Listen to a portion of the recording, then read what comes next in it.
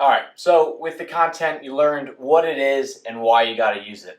Now, let's jump into the first step of how do we actually use it.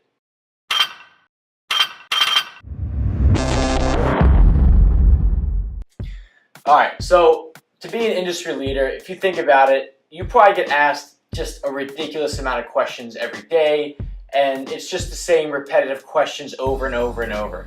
How much does it cost? How long does it take? How large is this? Just stuff like that. So, to establish yourself, I broke this down into 4 steps to actually produce this content that we just learned about and establish that industry expert acumen. So, step 1, think about the 5 most commonly asked questions that you get. Whether they're straightforward questions or just a bunch of stupid questions, whatever people are asking for, that's what they want to know, and that's what people are probably going to be searching for online. So with these, some top ones are like costs, solutions, that kind of stuff. So showing like before and an after. People also want to know what the process that you do, the service that you provide is like, stuff like that. So think about the top 5 questions that you get.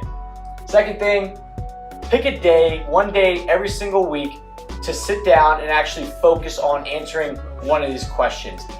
Realistically, you need like 5-10 minutes to do this. So if you can't find 5 or 10 minutes to answer the most commonly asked question that you get, then there's a bigger issue with what's going on outside of you not doing content marketing.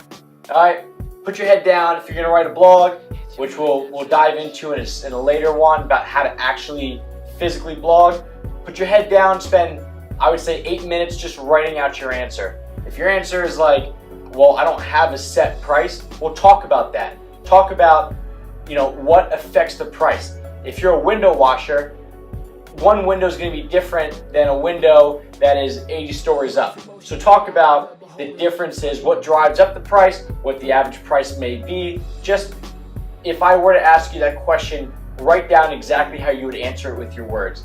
On the flip side, if you can also shoot a video like with what I'm doing, you'll be able to really show your who you are. I'm kind of a fast talker, kind of loud, and sometimes it doesn't always come across in a blog. So you really want to show your personality, do it via video. Step 3, get a proofreader. If you wrote that down, have someone just check over it, make sure that it makes sense to them.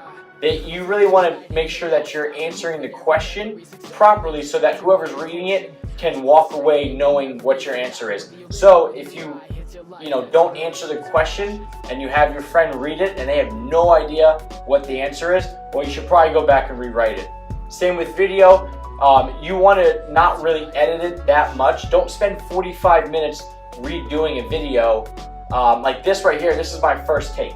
So even though I've messed up and I might be using my hands a lot, that's just who I am. So if you keep going back and trying to make the perfect video, you're never going to make it.